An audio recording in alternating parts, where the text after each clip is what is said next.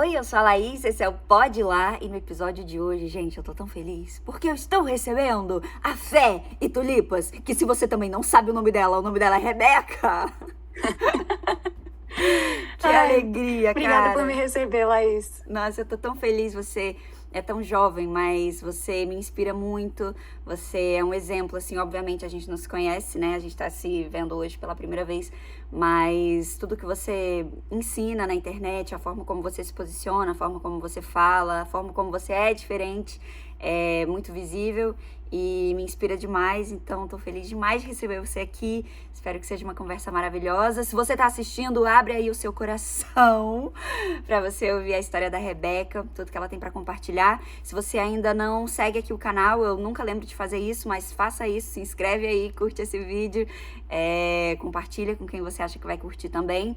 E se você tá ouvindo pelo Spotify, faz o que dá para fazer aí no Spotify, que eu acho que é seguir também a gente. Mas, Rebeca, eu queria que você contasse primeiro para todo mundo quem é você, né? Em vez de eu dizer o que você faz isso, você faz aquilo, quem é a Rebeca? Beleza, nossa, essa é uma pergunta que é tão simples, mas que ao mesmo tempo faz a gente pensar bastante, né? Assim, porque é tanta coisa que a gente acaba fazendo na vida que chega difícil de por onde começar. Mas, bem, a coisa mais importante sobre mim, né, que eu sou uma seguidora de Jesus. O Senhor Jesus me alcançou quando eu estava por volta dos meus 11 anos. E a partir daí, realmente, a minha vida transformou completamente. E o Senhor foi me colocando num caminho que eu acho que, por mim mesma, eu nunca teria escolhido, mas a gente vê como que a história que ele escreve para nós é muito mais perfeita do que a gente poderia imaginar. Então, a partir daí, né, com 15 anos, com 15 anos, eu comecei o Fé e Tulipas, e que hoje é uma das questões principais que eu uso meu tempo para estar no YouTube, ajudando pessoas jovens, mulheres, para estarem realmente florescendo na palavra de Deus, para a gente estar crescendo, se aprofundando nisso. E outro chapéu que eu uso é o chapéu de estudante de direito. Então, tem essas duas coisas aí. Sou filha, irmã e amo estar trabalhando com crianças da igreja, tá vendo o Senhor Jesus agindo nesses coraçõezinhos tão pequenininhos.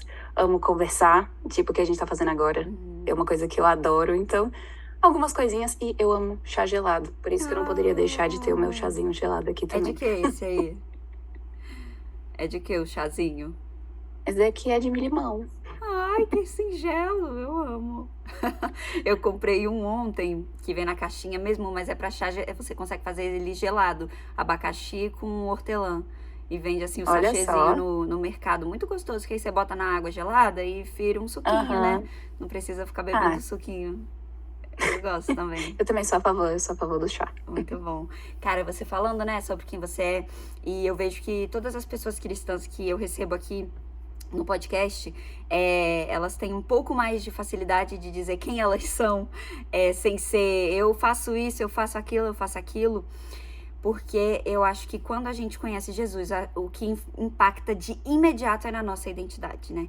A gente tem um abalo sísmico de quem eu sou, por que eu tô aqui, e todas aquelas perguntas que parecem que elas não têm respostas quando a gente tá na escola, e a escola mesmo diz que não estão, né? Quem sou, pra onde vou, e aí cada um escolhe a sua resposta. Mas quando a gente tem esse encontro verdadeiro com Jesus, a gente percebe, cara, eu tenho uma origem e eu tenho um destino. E esse é o mix da definição de identidade, né? Eu sei quem me fez, eu sei que eu tô aqui, entre eras, entre tempos, pra me encontrar com ele. E é muito forte isso da identidade. Mudou alguma coisa dentro de você quando você, tão nova, entendeu que você tinha uma identidade? Ah, com certeza. E porque eu nasci num lar cristão. Então, de certa forma, eu tinha aquela coisa de pensar assim, puxa, meus pais já são, logo eu sou. Sim. Só que chegou um momento que na verdade, assim, na época eu também achava que crianças até 12 anos tinham passagem direto pro céu.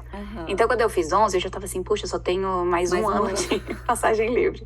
Aí, eu fiquei naquela coisa, assim, meio refletindo mais sobre essas questões, assim, eternas, né?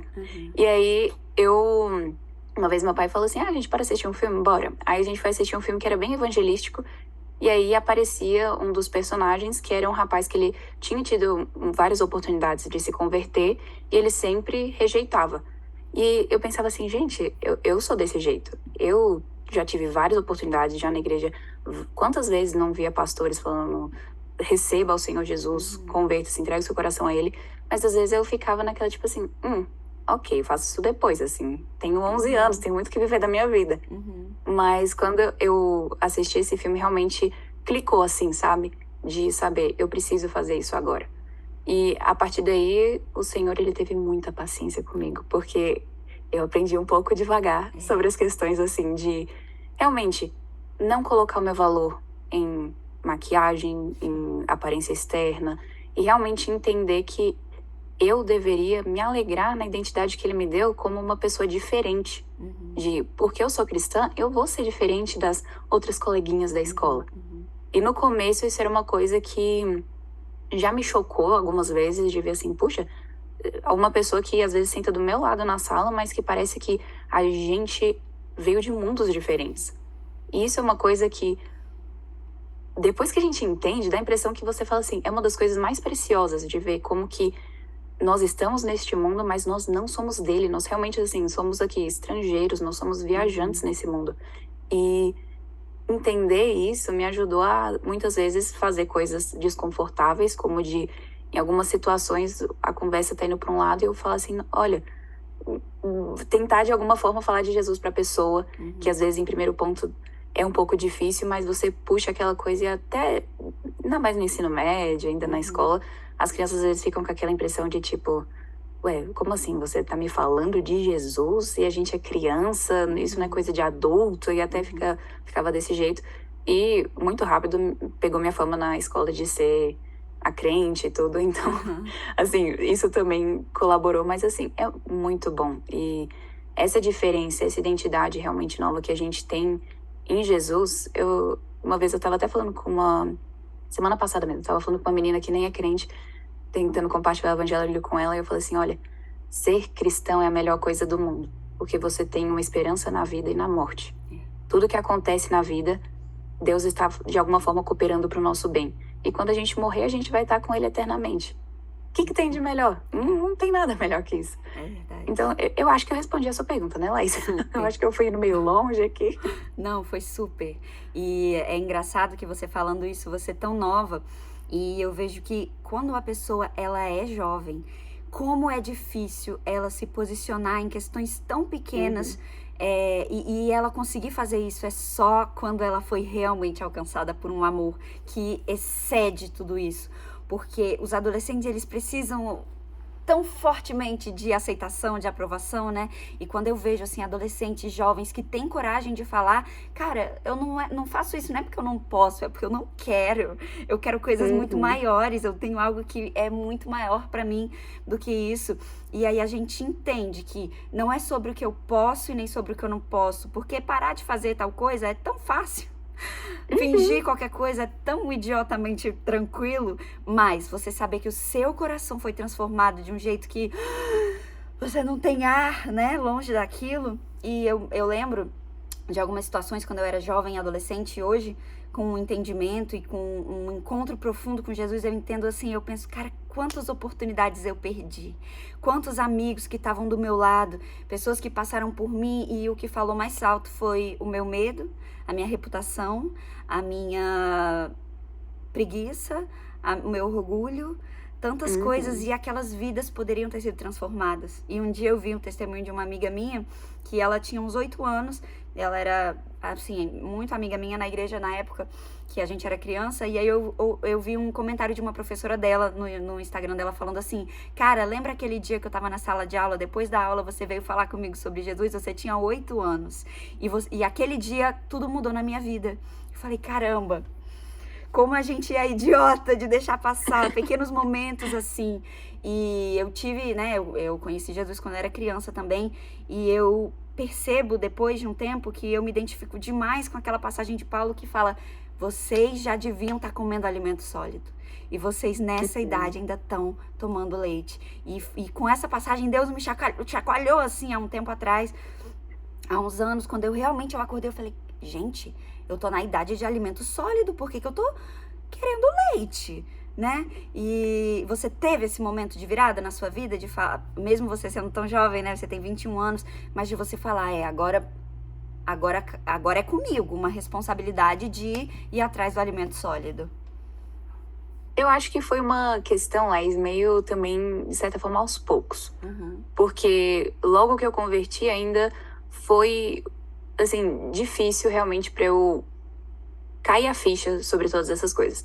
Aí eu diria que quando eu tava mais ou menos já chegando nos 15 anos, ou então até um pouquinho ali, 15, 16, eu comecei a cair a ficha de como que era boa essa identidade como crentes.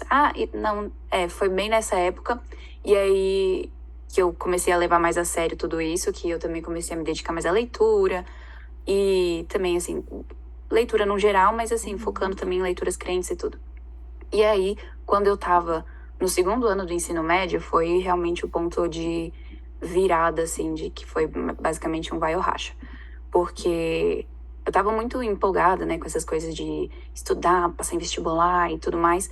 E eu comecei a fazer cursinho, todas essas coisas. E eu fui percebendo como que a matéria em si, ela tenta abrir a cabeça do jovem para ele chegar na universidade já prontinho para receber toda aquela visão de mundo completamente ateísta, anticristã que ele vai receber lá dentro. Só que esse período pré-vestibular ali, ele já tá preparando a mente do jovem para isso. E na época eu não estava me dedicando muito à leitura bíblica, porque eu chegava tarde, que tinha cursinho até 10 horas da noite, chegava em casa umas 10h30, então eu fazia minha devocional à noite, então já alguns dias da semana eu não fazia. Eu achava que sexta, sábado e domingo não era dia de fazer devocional, então eu fazia só segunda e terça eu fazia cursinho, então eu só fazia quarta e quinta. Imagina, 2 dias de leitura bíblica, 2 dias assim, 30 minutos de leitura bíblica, comparados a 5 dias, 6 horas na escola e ouvindo todas aquelas coisas. Então, realmente, eu fui não sabendo, eu não tinha noção de como que era importante fazer uma dosagem equilibrada sobre isso.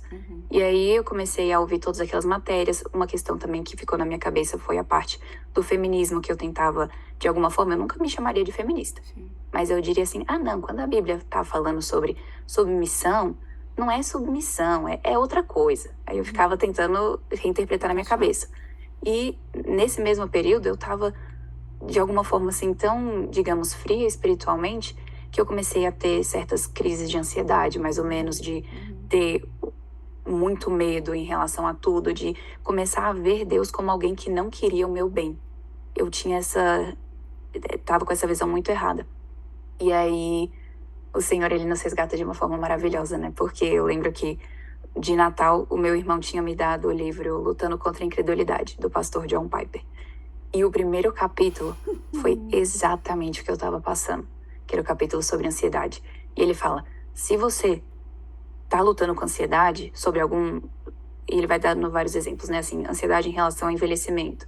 Aí ele coloca um versículo para te ajudar. Em relação à morte, um versículo para te ajudar. Em relação a achar que o que você tá fazendo pro Senhor é em vão, aí um versículo para te ajudar. E quando eu li aquilo de eu preciso encher a minha mente com a palavra de Deus, eu tava com a mente totalmente vazia com as coisas do Senhor. E é óbvio que numa situação como essa, o nosso coração, quando ele tá num momento de aflição, a nossa mente vai buscar a coisa que tá mais perto do nosso coração. E se o nosso coração tá longe da palavra de Deus, consequentemente a gente não vai buscar no tesouro do nosso coração as coisas eternas, a gente vai buscar aquilo que tem. E se no meu coração só tinha matérias de filosofia, de um monte de escritores ateus, que esperança que eu tinha no momento de aflição? Então, quando eu comecei a ler sobre isso, eu fiz um caderninho que era o que ler quando. Aí, quando eu tô com medo, todos os versículos. Quando eu estiver ansiosa, todos os versículos. Quando eu estiver com raiva, todos os versículos. E isso realmente foi a virada para mim. Foi o momento de virada que o Senhor, ele realmente me ensinou sobre essa necessidade de focar nas coisas dele. Tipo, mesmo que você não consiga passar na universidade que você quer, mesmo que você não consiga ter todos esses diplomas que você tanto quer, você pode estar tendo uma vida ao máximo dentro do seu momento com Deus. Porque, afinal de contas, né, quando a gente tá no nosso momento com Deus, é o melhor que a gente pode extrair da vida. É o próprio Deus. A gente se alegrar nele, glorificar ele. E realmente isso foi uma coisa que mudou, de eu entender que eu posso viver a minha vida para o Senhor e isso vai ser bom na minha vida inteira e eu vou conseguir descansar nele, amando as promessas dele, que isso era uma coisa que eu simplesmente não tinha visto. Eu achava que, assim, promessas como Jeremias 29:11, né? Bem sei os planos que têm a vosso respeito, de paz e prosperidade, para dar um futuro para vós. Eu achava, tipo assim, não, isso daqui Deus tá falando só para os israelitas. Isso daqui não tem nada a ver comigo hoje. Então, esse pensamento de ver aquilo que Deus escreveu na Bíblia não foi só para aquela época. Óbvio que primeiro ponto foi, mas Deus é o Deus do tempo, então se eu tô com a Bíblia aqui é porque Deus quer que eu entenda que isso daqui é para mim.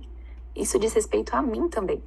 Então, basicamente foi isso, assim, é uma história meio longa, né? Mas que foi assim que o Senhor realmente fez esse clique para eu realmente entender de que vale a pena seguir ao Senhor e também para não ficar querendo ganhar o mundo inteiro e deixar a minha vida espiritual afundar, basicamente. Sim.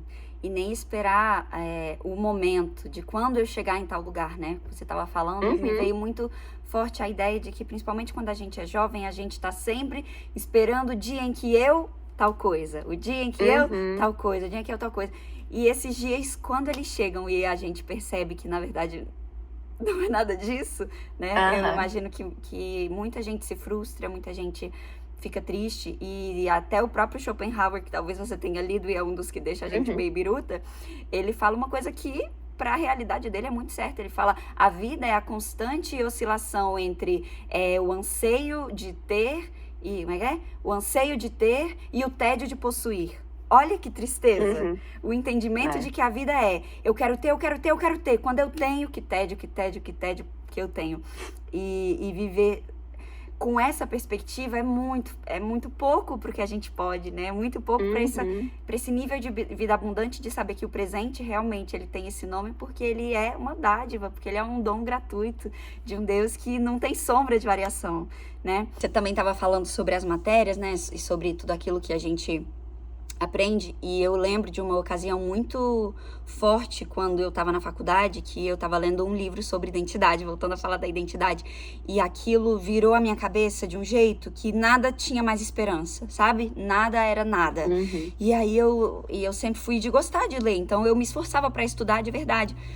Só que era exatamente o que você falou. A balança estava descompensada. Parecia que todo mundo que era inteligente, que tinha algo a dizer, eram aquelas pessoas das referências que eu tinha na faculdade. E as outras era minha mãe, que falando e não sabe, nunca iria entender o livro que eu estava lendo, sabe? Uma coisa assim, que quando a gente também é novo, né? A gente acha que a gente sabe demais. Nosso cérebro é incomparável. E aí eu lembro que eu chorava no quarto, assim, eu não sabia explicar. E minha mãe, que palhaçada, eu vou rasgar esse livro, eu vou rasgar esse livro.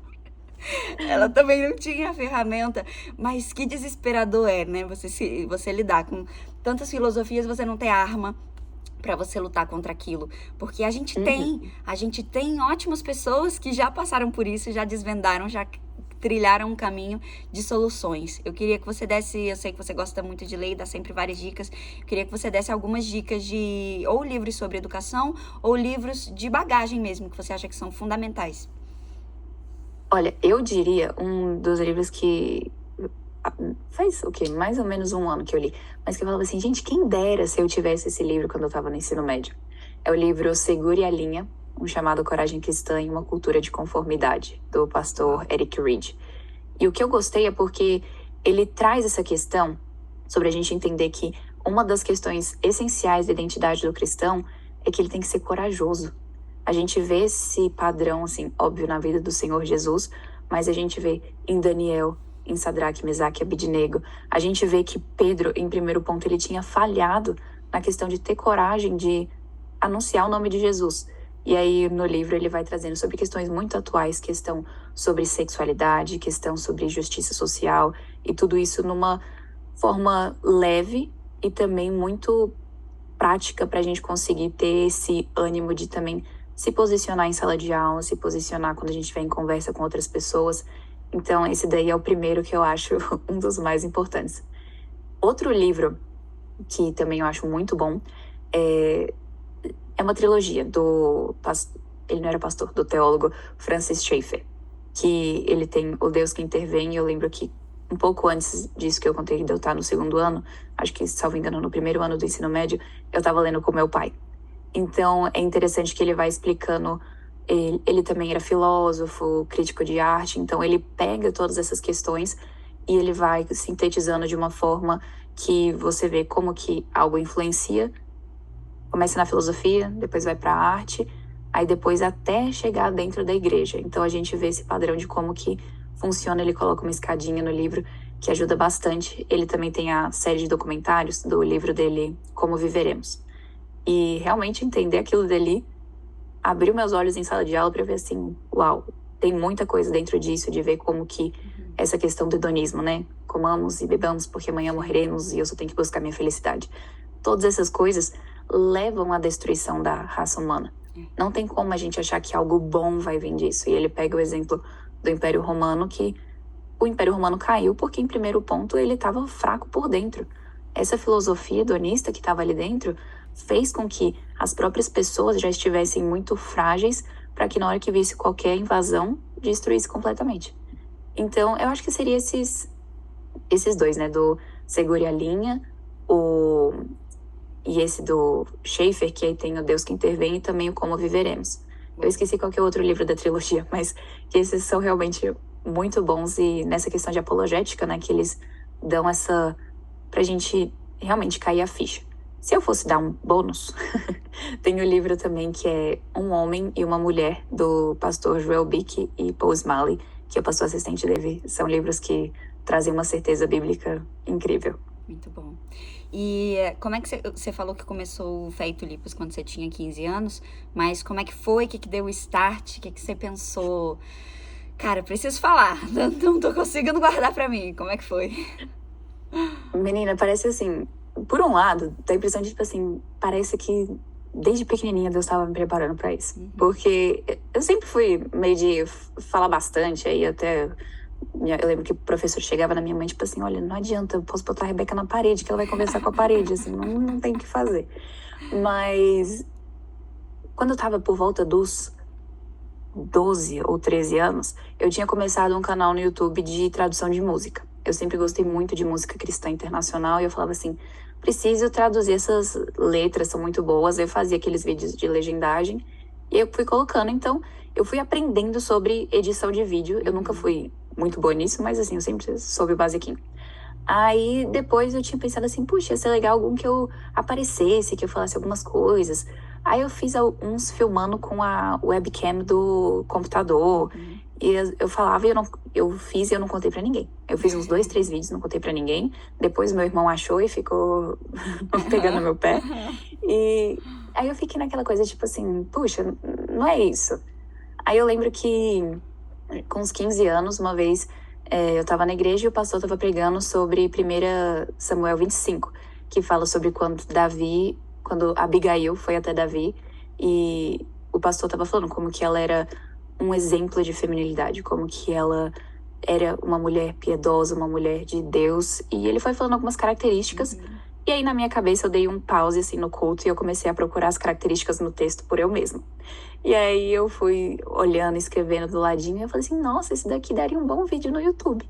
Aí passou uma semana, aí na churrasqueira de casa eu fui e falei assim, tá aí, vou gravar. Aí eu gravei, e dessa vez eu contei pras pessoas, tipo, gente, se inscreve no canal, assim, ativa o sininho, eu entrei nesse mundo. Aí eu comecei a gravar e tudo, e na época, só sobre equipamentos aqui, que foi uma coisa que basicamente foi... Na minha cabeça foi o Senhor confirmando que era pra seguir nisso. Que eu tinha começado só com celular.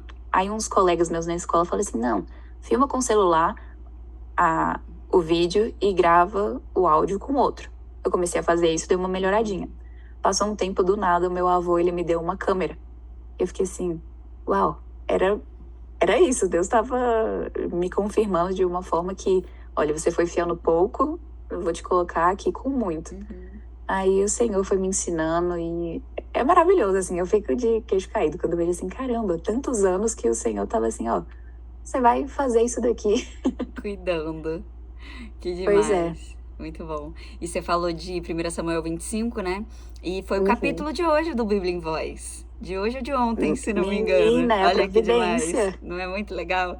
E se você tá assistindo aí, você não sabe, eu tenho um projeto chamado Bíblia em Voz. Você pode achar no YouTube e no Spotify. Também tem um canal no Instagram.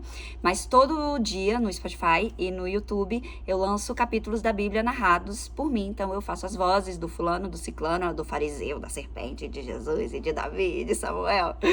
E se você não tem constância bíblica, se você nunca leu, se você acha difícil, se você acha chato, se você nem gosta de ler nada, bota pelo menos o áudio, escuta e vê o que Deus fala com você. Eu tenho certeza que isso vai acontecer. Falando então em leitura bíblica, como é que é isso na sua vida? Como é que você consegue se concentrar mesmo tendo tanto estímulo, né? E tá muito forte na minha cabeça aquele versículo de acho que é 1 Pedro 4:7, que é mantenham-se criteriosos e alertas, né? Com a mente sã, pro bem das suas orações.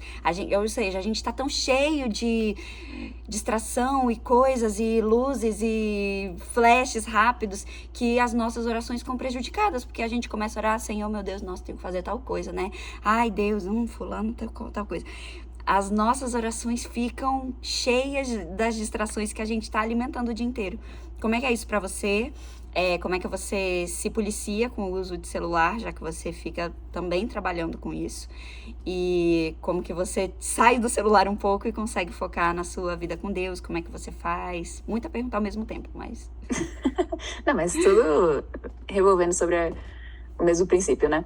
Olha, eu não sou o exemplo de a menina que faz tudo certinho e dá tudo certo no final. Não, eu também estou falando assim, como uma pessoa que luta sobre isso também. Com certeza. Do que eu vou falar são, assim, as coisas que eu passo e as coisas que me ajudam. Eu sempre gosto de fazer, assim, devocional, tempo com Deus, primeira coisa do dia. Então, eu acordo sempre um pouco antes pra realmente ter esse momento de ler a Bíblia, orar e, assim, eu esqueci de outra coisa que eu comecei a fazer que foi muito útil nessa questão de distração durante a oração. Eu sempre gostei de fazer listinha. Só que também, às vezes, quando você tá na lista, tem aquele receio de você começar a falar a mesma coisa todo dia. De às vezes você sabe que, olha, eu vou orar pela minha amiga que tá com problema de saúde. Mas às vezes a gente fica aquela coisa assim, eu falei as mesmas palavras de ontem, será que isso tá entrando em vãs repetições que o Senhor Jesus falou nos evangelhos? Será que eu tô orando errado? E fica aquela coisa. E eu lembro que uns anos atrás eu li um livro chamado Orando a Bíblia. E nele o autor ele fala sobre a questão da gente usar as próprias orações da Bíblia para ser as nossas próprias orações.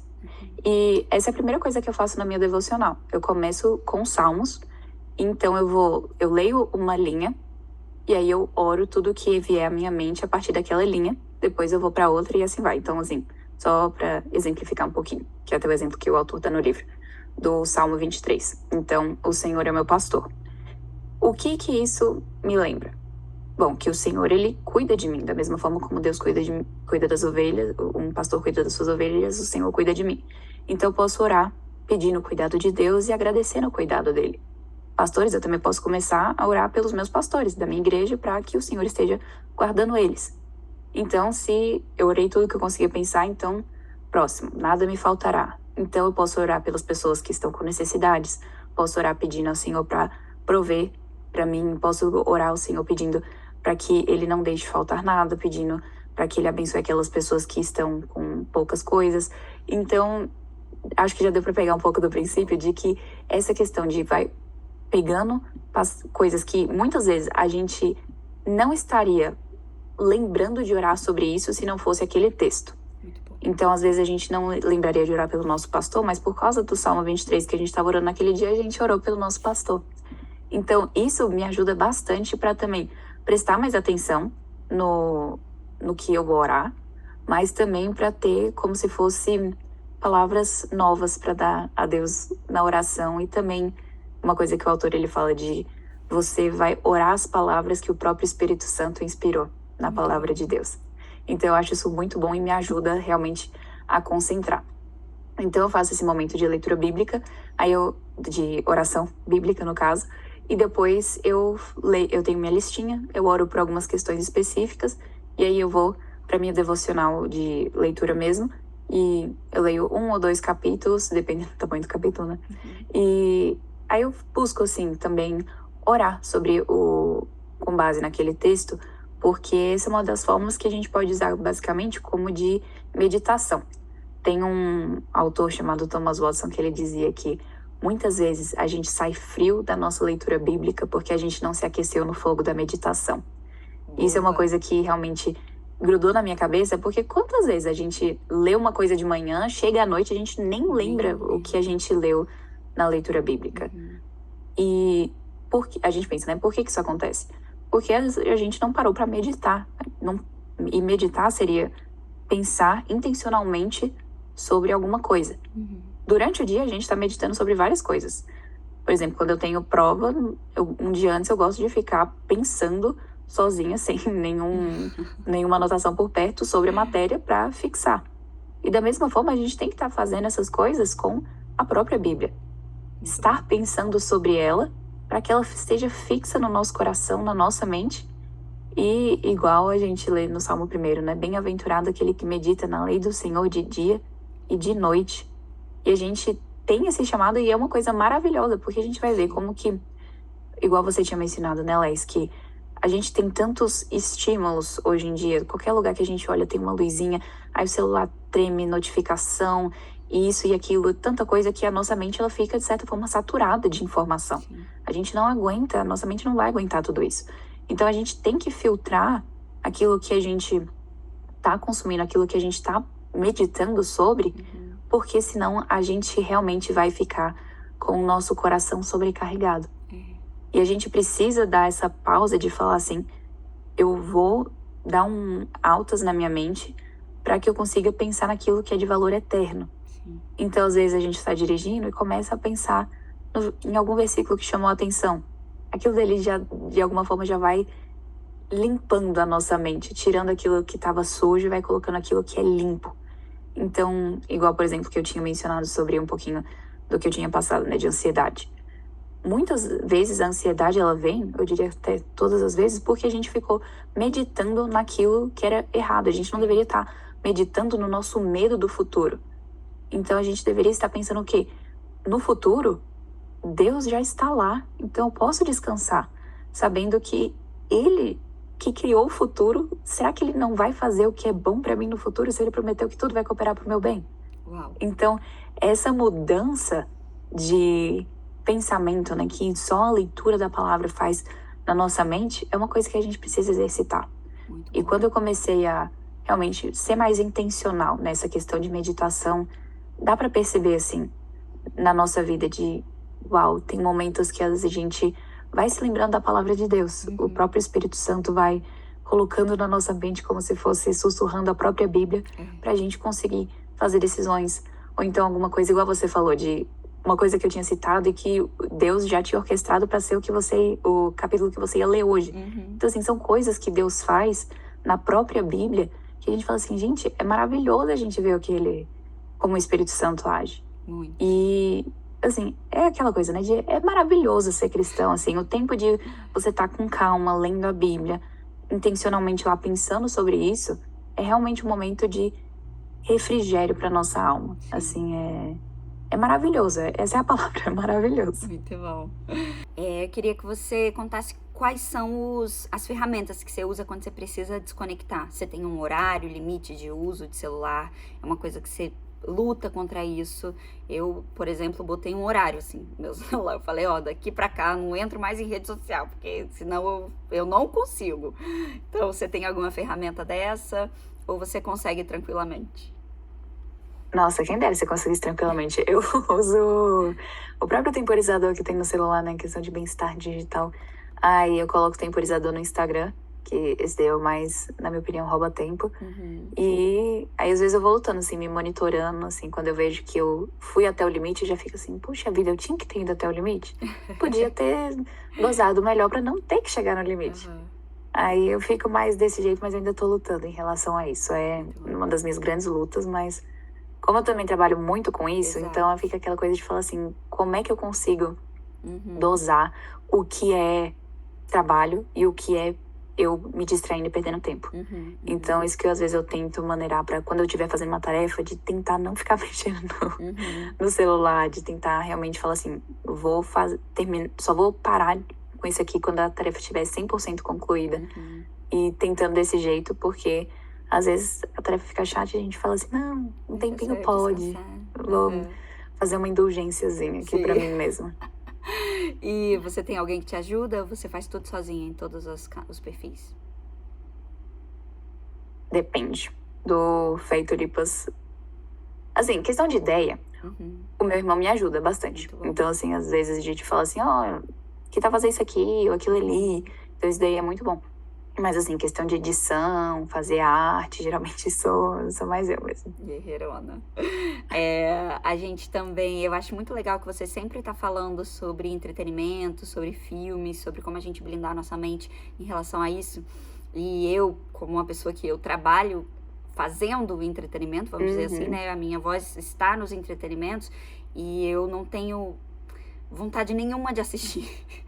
Então, tem vários motivos, né? Um deles é a sobrecarga mental, que eu fico trabalhando, vendo coisas o dia inteiro, mas eu percebo um caminho que o entretenimento tá levando cada vez para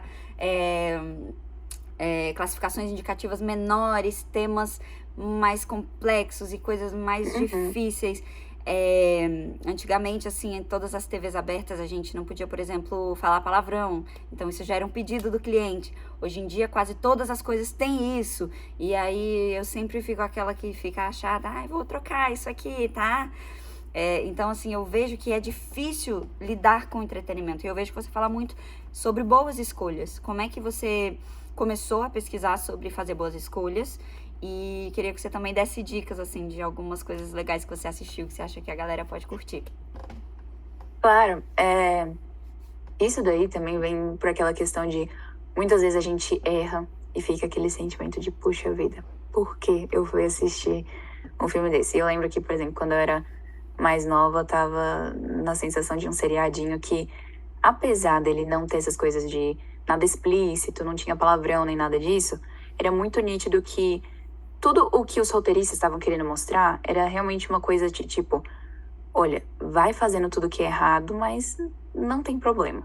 Então tinha muito essa questão de já, para jovens, incentivar muito a questão de um namoro totalmente não segundo os parâmetros que Deus criou. Então fica aquela coisa de toda hora triângulo amoroso, aí o cara tá namorando com uma, depois tá namorando com a outra, e tinha um personagem que cada episódio ele tava com uma mulher diferente.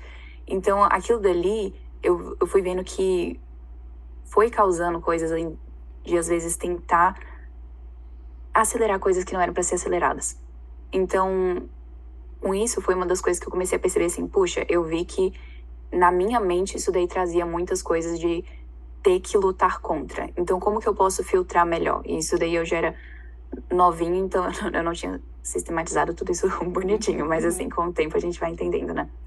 E também às vezes assim, numa época que não tinha tanto filtro, de cenas que você vê e que depois quando você vai se tocar, elas nunca mais vão sair da sua mente. Então, é aquela coisa de aquilo que a gente coloca, essa indústria cinematográfica é uma questão muito poderosa. Sim. Então, a gente tem que entender que a nossa mente não é uma coisa mecânica de, beleza, vou excluir isso aqui e tá na lixeira, daqui a 30 dias é apagado definitivamente. Não é assim que funciona. Não. E nem tipo, isso aqui eu sei que eu não gosto. Eu não acho legal, mas aquela informação fica, nossa, é tão legal, poxa, eu não gosto, que difícil é não gostar disso, né? Exatamente, e que fica aquilo de, quanto mais você vê, mais você acha normal. E muita coisa a televisão faz acontecer desse jeito, a mídia, né, em si, de fica repetindo algo e com o tempo você vai começando a achar normal, e aí quem não gosta daquilo é visto como os que estão do lado errado da história. Sim. Então, pra mim também eu tive que ir dosando, por exemplo, assim, questão de comédia romântica, de falar assim, não vou ficar assistindo toda hora isso, porque senão eu vou querer também acelerar o que não é pra ser acelerado. Então, eu fui precisando fazer isso, porque apesar de, assim, eu nunca fui uma pessoa que ficava assistindo coisas explícitas e tudo, mas que eu fui vendo que muitas vezes tem coisas também muito sutis. Então, quando a gente vê, por exemplo, o apóstolo Paulo falando em Filipenses 4:8, né? Tudo que é verdadeiro, honesto, justo, puro, amável, de boa fama, se tem alguma virtude, alguma coisa que é digna de louvor, pense nessas coisas. E a gente sabe que às vezes a gente assiste um filme e a gente ainda fica de alguma forma assim, remoendo aquilo que aconteceu, a gente fica pensando, nossa, aquela cena, nossa, e aquele momento. E se acontecesse daquele outro jeito em vez do que realmente aconteceu? E a gente começa a especular como se fosse realidade aquilo dali. Só mais uma Porque coincidência, antes de você continuar, Aham. eu acordei escovando os dentes, meditando nesse versículo. Eu aqui, ó. Olha Que só, loucura, Deus né? tá Muito orquestrando bom, tudo aqui. muito bom. Mas continua. E essa questão da gente realmente entender que Deus nos deu como se fosse esse checklist do que a gente tem que consumir. Uhum. Será que a gente tá consumindo coisas que estão dentro dessa lista ou coisas que estão fora? Porque, por exemplo, eu tava vendo um pastor falando, o próprio John Piper, ele falando que a esposa dele queria assistir um filme, eles foram assistir um filme que era classificação indicativa livre e que já no começo aparecia um cadáver de uma mulher nua. E a classificação indicativa é livre. Aí ele falando que, assim, desligou, fechou e falou assim, a gente não vai assistir isso aqui. E também já conversei com outras pessoas que aconteceram coisas parecidas, de às vezes classificação indicativa 10 anos e cenas de intimidade explícita. Então, você fala assim, de alguma forma a mídia tá ficando um pouquinho mais escancarada naquilo que ela sempre quis promover. Uhum. E a gente vê um tempo pra trás, pega aí filmes de 1950.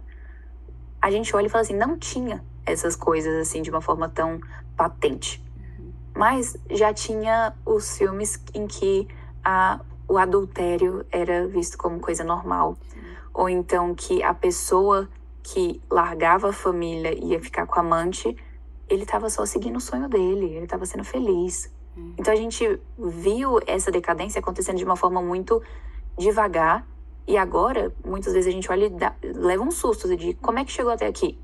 Começou lá atrás, quando a gente começou a abrir mão da ética cristã em si e até mesmo do próprio nome de Jesus. Porque às vezes tem filmes que falam Deus, mas não explica assim o que você quer dizer quando você fala a palavra Deus. Sim. E aí você vê que eles não estão orando para Jesus, eles estão simplesmente fazendo assim uma oração de si para si, só para se sentir bem. Sim. E oração não é um meio para se sentir bem, é você falando com Deus do universo. Tem uma diferença muito grande nisso. E realmente para mim o que foi importante de ver como que essa nova geração, né, como muitas crianças estão sendo tão bombardeadas com tudo isso. Então eu fui, assim, de certa forma, criando convicções de eu preciso guardar a minha mente, tomar cuidado com aquilo que eu tô vendo, também para poder ajudar outras pessoas, para elas guardarem aquilo que elas estão assistindo. Porque às vezes, por exemplo, a gente pode dar aula para crianças na igreja, escola dominical, só que se elas ficarem assistindo muitas séries, muitos filmes na Netflix, todas essas coisas que estejam lotadas de pecado, é difícil a gente fazer aquilo que a gente tinha falado do equilíbrio. Porque a gente vai estar uma aula de 30 minutos contra 2 horas de entretenimento cheio de pecado. Como é que fica isso na cabeça de uma criança? Não é uma coisa mostrada como se fosse o negativo, né? Por exemplo, os filmes mostram alguém matou alguém. Isso é no filme, o filme diz que isso é ruim. Mas a maioria das outras coisas, né? Elas são as coisas legais. E os legais fazem isso. E às vezes a gente acha que isso é ser chato, isso é ser tão... Ai, não pode ver nada. Não é sobre isso, né? É sobre o que eu posso fazer para facilitar o meu coração. Para deixar a minha mente numa frequência que ela precisa estar, né? E eu acho que é difícil essa separação da gente entender o que eu faço e é pro meu bem. E o que eu faço só porque eu sou um chato que não quero nada, né? É uma linha, né, muito tênue. E é difícil a gente saber que a gente vai assistir qualquer coisa e que a gente tá com os óculos do evangelho e aquilo vai ser filtrado bem. Mas será? Às vezes a gente acha que botou e não botou o óculos direito. E aí, quando você percebe uma coisinha lá no fundo... Eu ouvi um testemunho de uma moça que é mãe de 7, o Instagram dela é muito legal. E Ah, acho que eu já coincidiu. vi, a Juliana, né? Eu não sei Aham. se é Juliana, na verdade. Mas eu acho que Ah, é. então pode ser. Mas é mãe de 7 o Instagram. E coincidiu muito com uma coisa que a minha prima falou esses dias do filhinho dela. Ela falou que na casa dela tava rolando tudo legal, palavras assim, legais, conversas com o filhinho pequeno. E aí do nada ele começou a falar umas palavras muito estranhas, umas coisas assim, Sim. de culpa que ele não tinha. Mas tudo é culpa minha. Ah, porque eu tenho vontade de fazer tal coisa, de matar, não sei o quê. E ela, gente, Nossa. matar como assim? E as duas, né, um relato meio parecido. E aí, quando as mães foram investigar, cara, aquele desenho que é tão inocente, a menininha tá falando, eu vou matar você, eu tenho vontade de te enforcar, sabe? Umas coisas assim Nossa. que aqui Uhum. entrou no coraçãozinho da criança. Porque era só uma brincadeira, né? Era só um desenho. Uhum. Não, e é interessante, porque tantas vezes, né, isso que você tinha mencionado, porque às vezes se a gente fala assim, olha, cristãos, vamos tomar cuidado pra gente não assistir o conteúdo X.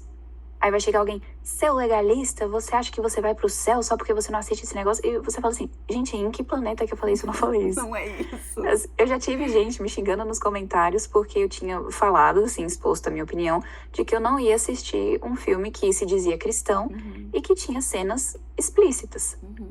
E aí a pessoa fica me xingando nos comentários, assim, várias pessoas que ficam bravas, tipo assim, ah, você não consegue enxergar além dessa cena. Gente, não é questão de não conseguir enxergar além, a questão é, se é pra ser A um filme minha cristão, escolha. por definição não é pra ter essas coisas. Então, porque a nossa mente, ela acontece de uma forma muito sutil. A gente não consegue, mesmo que a gente fale assim, não, eu tô filtrando, mas mesmo assim tem aquela cena que a gente demora pra passar e a gente acaba assistindo. Tem aquele comentário que às vezes a gente acha engraçadinho, só que a pessoa tá romantizando o adultério. Tem tantas armadilhas ali que, assim, eu dou glória a Deus por todos os ministérios que existem de revisar filme. Eu gosto de sempre, quase sempre, né, antes de ver um filme, menos quando eu, assim, confio no diretor, eu sei que é um diretor crente que não vai botar nada, então, mas quando às vezes é uma coisa nova, de ver, assim, que tipo de coisa tá tendo aí? Aquele guia pros pais, aquilo dele é realmente muito útil pra gente ter uma noção Nossa, do que tá legal. vindo. E porque a nossa mente, igual você tinha falado, Laís, ela acontece de uma forma muito sutil. A gente não consegue ver tudo isso e dizer assim, vou sentar no sofá, que é para ser um momento de relaxar, e eu vou estar com a guarda levantada para não deixar nada que não deveria entrar no meu coração. É muito complicado. É E óbvio que às vezes. desgastante. Porque às vezes a gente vai deixar entrar uma coisa que. Porque a gente estava tão relaxado, a gente nem parou para pensar que aquele comentário é às vezes o contrário do que a Bíblia ensina. Uma vez eu tava assistindo um filminho assim, até um filme muito bobinho, mas que tava o casal, eles estavam tendo dificuldade de arrumar os preparativos do casamento, e ela falou assim, não, porque no casamento a gente nunca deveria abrir mão do que a gente quer. Tipo assim, opa, a Bíblia ensina o contrário. Casamento é você ficar abrindo mão daquilo que você mais quer pra colocar as necessidades da outra pessoa na frente das suas. Sim. O Senhor E Jesus mesmo que mostrou não fazendo seja exatamente isso na nem que não cruz. seja um casamento, vamos dizer assim, bíblico, os casais que estão muito tempo juntos sabem que voluntariamente a gente abre mão de coisas para que o outro seja feliz, né? Para que a relação não dê atrito. Um gosta da escova de um jeito e o outro do outro. Se ficar a vida inteira escova, um casamento acaba por uma escova. Então, cada um bote a sua escova do jeito que quer e vambora, né? E essa questão, né? Porque uma coisinha tão simples, uma fala assim tão bobinha no meio do filme, e que às vezes alguém que tá assistindo sem prestar atenção, vai falar assim, puxa, é mesmo. Aí vai ficar brava com o marido quando o marido não fizer o que ela quer. Aí você fala assim, gente, é um conjunto de coisas muito sutis e que a gente tem que realmente parar pra pensar. E assim, igual Jó fez, ele fez uma aliança com os olhos. A gente tem que ter isso, de fazer uma aliança com os nossos olhos pra gente não deixar entrar coisa que não deveria. Uma analogia que eu amo, tem um livro chamado A Guerra Santa, do John Bunyan. E é como se fosse a história de uma cidade chamada Alma Humana, e tem um monstro chamado Diabolos querendo entrar. E só tem duas formas dele entrar. Ou pelo portão dos olhos, ou pelo portão dos ouvidos. E esses portões, eles não podem ser abertos, a menos que as próprias pessoas da cidade abram os portões. E na história, eles abrem os portões, Diabolos entra, e mesmo depois, quando o rei Emanuel tira o Diabolos, fica ainda alguns diabolinos escondidos. Então, isso é interessante da gente ver que muitas vezes a gente, quando abre o portão dos nossos olhos para contemplar aquelas coisas que são pecaminosas, tipo de entretenimento que a gente sabe que não vai glorificar a Deus, Ou então aquele que às vezes a gente fica tentando criar desculpinha de tipo assim, não, eu tô forte espiritualmente, eu posso assistir isso aqui. Alguém que tá forte espiritualmente não vai querer assistir uma coisa infestada de pecado, por definição. Mas que se a gente não parar pra pensar e refletir pra não consumir esse tipo de coisa, às vezes a gente vai ter esses diabolinos, esses pequenos pecadinhos escondidos no nosso coração. E quando a gente estiver no momento mais fraco, eles vão se mostrar e falar assim, olha, eu tô aqui. Não. Então, assim, é muito importante a gente filtrar. Isso é uma coisa que é difícil, óbvio. Às vezes a gente fala assim, não, eu tô cansado, só quero botar um filme aí, bota qualquer coisa. Uhum. Mas a gente tem que lembrar assim, será que vale a pena esse assistir qualquer coisa? Acho que todos nós sabemos, né? De, assim, filmes que a gente assistiu, a gente se arrependeu de ter assistido. Que a gente fala assim, puxa vida, como eu queria ter dormido sem essa. Eu queria viver a minha vida sem ter essas cenas na minha cabeça. Sim. Então a gente tem que lembrar desse momento e falar assim, vale a pena filtrar, tirar aquilo que é ruim, tirar esse conteúdo ruim e colocar um conteúdo que seja bom. E aí eu chego na questão que você tinha falado, né, Laís, de conteúdos bons aí pro pessoal que tá acompanhando. No canal, eu fiz uma lista de 100 filmes cristãos. Uau. Então isso daí já é, assim, Muito bom. é um baita de um recurso, gente. Foi difícil fazer a lista, valorizem. Valorizem, sim. E lá tem, assim, eu gosto de filtrar, assim, um streaming que ele tem mais conteúdo cristão do que os outros, é um chamado Look. Verdade. Então, assim, eu acho geralmente ele um pouquinho melhor pra esses filmes, assim, cristãos. Ou então também tem o próprio canal no YouTube da Graça Filmes, que eles estão disponibilizando alguns. Uhum. Aí tem que ir filtrando. Nessas listas que eu fiz, tem lá tudo filtradinho certinho e com os streamings de onde você acha cada coisa. Nossa, Então, que assim, trabalheira. foi uma trabalheira, mas é tão legal. É verdade. Eu me amarro nessas coisas. Muito bom. Antes de resolver ir pro curso de Direito, e eu era doida. Eu era doida por cinema, essas coisas. Eu falava assim, eu quero fazer cinema, é isso que eu vou fazer da minha vida. Que eu queria muito, assim, trabalhar com essas coisas, mas o Senhor falou assim, olha, por enquanto, Direito é pra você. Eu fiz curso de cinema e talvez eu me arrependa um pouco. Sério.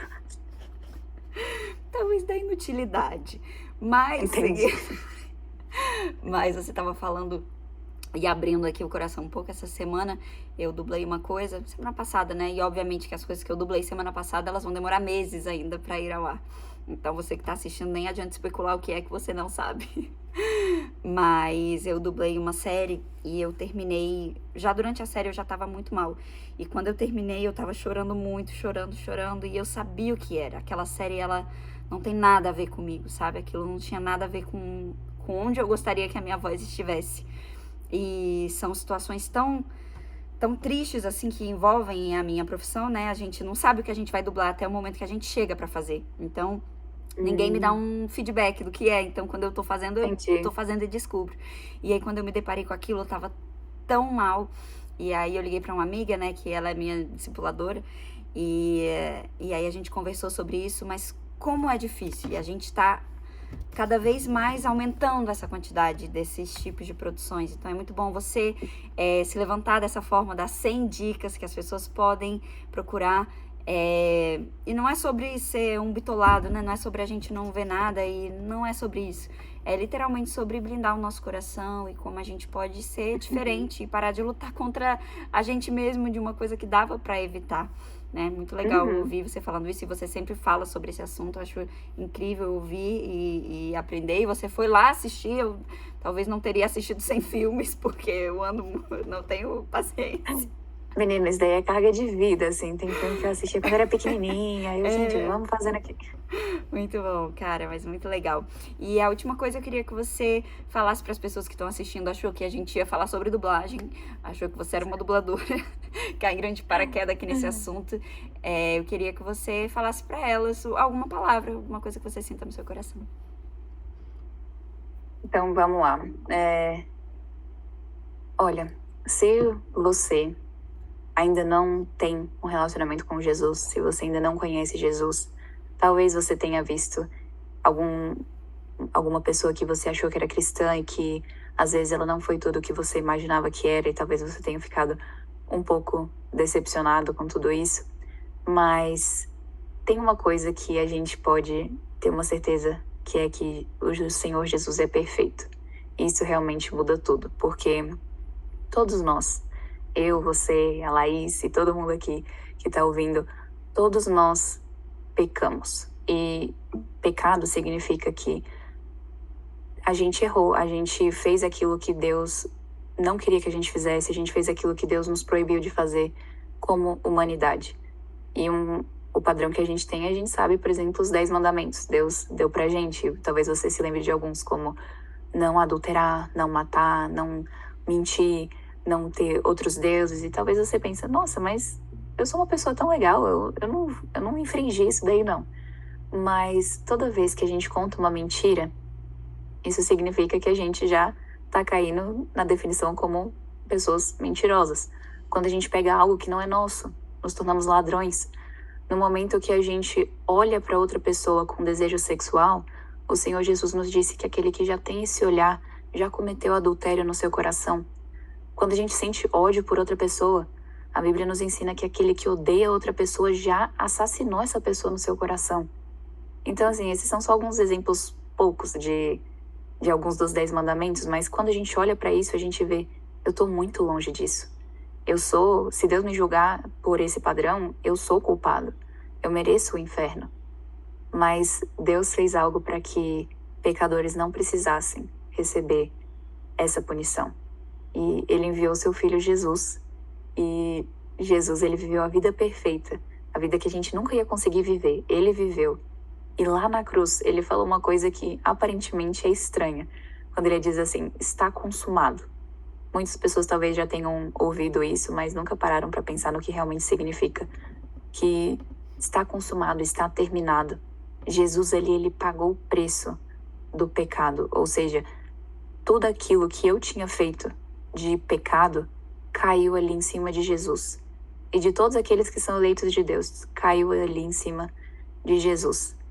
E agora, porque Jesus ressuscitou, significa que ele matou a morte. Então, na hora que Deus, Pai, olha para mim, ele não me vê como a Rebeca pecadora. Ele olha para mim e ele vê a justiça de Jesus ao invés de olhar para mim. E isso é o que muda tudo. Não é porque eu fiz algo bom que eu posso ir para o céu, mas é porque Jesus viveu a vida perfeita que ele me deu essa graça, essa misericórdia, esse direito de me tornar filha dele. E você pode receber isso quando você se arrepender do seu pecado, que significa dar uma volta 180, virar as costas para o pecado e falar, eu não vou mais fazer isso. E confiar em Jesus. Confiar em Jesus da mesma forma como você confiaria em um paraquedas, se você fosse pular de um avião. Confiar nele, sabendo que a sua vida depende dele. Isso é realmente o que vai mudar tudo. E mudou a minha vida. Eu sei que pode mudar a sua. E quando você fizer isso, comece a ler sua Bíblia. Passa tempo com Deus e você vai ver como que é a melhor coisa do mundo. Não vale a pena trocar isso por nada. Uau, é isso. Teve uma frase do John Piper, quando eu tava lendo o Em Busca de Deus. É um livro muito legal. Que ele fala assim... Esse daí é maravilhoso. E tem uma definição assim sobre pecado que ela é tão ampla e tão afrontadora que é o desdém por Deus. É a gente decidir no nosso coração que eu sei o que é certo e errado. E sério mesmo que certo e errado é isso que tá falando aqui, que tá escrito? Não, eu sei melhor. Isso aqui é certo, porque eu não tô fazendo mal a ninguém. Isso aqui é certo, porque então eu decido, né? E a gente não tá nesse papel de decidir. A gente pode, às vezes a gente se enquadra em alguns pontos. Às vezes a gente acha que a gente tá super certo e aí a gente não precisa de nada. Ou às vezes a gente acha que a gente tá super errado e a gente não tem solução. E para esses dois extremos existe Jesus. E ele é essa conta perfeita. E ele conta uma parábola muito linda que é sobre um homem que ele tinha uma dívida. E essa dívida, eles dizem um número lá, mas isso significa que era impagável. $1 bilhão, vamos dizer assim. E esse homem tinha essa dívida, ele vai no patrão e fala, você, por favor, perdoa a minha dívida. O padrão, muito grande, essa dívida não dá. Tá bom, mas vou perdoar a sua dívida. Simplesmente pela pura misericórdia do patrão. Quando aquele homem sai dali, ele vai, encontra um cara que tava devendo pra ele, assim, R$100. Uma coisa muito pequena, comparada com $1 bilhão. E aí ele vai lá, chacoalha o homem, paga minha dívida, me dá o que você me deve. E Jesus fala, isso aí é como o reino dos céus. Como assim? A minha e a sua dívida, ela não tem como pagar. Nada que a gente possa tentar fazer e acertar é suficiente. Então, pela nossa própria força, do nosso próprio jeito, não dá. Essa dívida é impagável. Mas o patrão, ele é maravilhoso, ele age com graça, misericordioso, Deus das misericórdias, que multiplica misericórdias sem parar. E ele pagou a nossa dívida, rasgou. Então, a partir de agora, qual é a nossa missão? Sair pela porta, achar as pessoas que nos devem e perdoar também da mesma forma. E essa é a parte mais difícil. Ele nos deu a graça para sermos salvos, mas não é só para sermos salvos. Tira o vos, é para sermos sal. E o sal é aquele que faz a diferença no lugar para onde ele vai. Quando eu entendi essa pequena parábola que é tão pequena, tudo começou a realmente mudar na minha vida quando eu aceitei que a dívida estava paga. Depois de aceitar que eu tinha uma dívida. Às vezes o seu problema é com saber que você tem uma dívida. Às vezes é com saber que já está paga. E às vezes é com aceitar liberar a dívida do seu colega. Então, cada um de nós tem dificuldade em alguma dessas, né? Mas eu espero que esse vídeo penetre no seu coração de alguma forma, que a história da Rebeca toque você, que essas palavras não saiam aí como só uma coisa que você assistiu na internet. Às vezes você assiste as minhas dublagens, as coisas que eu faço você não fazia ideia. Às vezes você assistiu coisas da Rebeca e não fazia ideia também de coisas que ela viveu. Mas que bom que a gente esteve junto aqui. Muito obrigada, porque você tirou um tempinho para compartilhar tudo isso com a gente.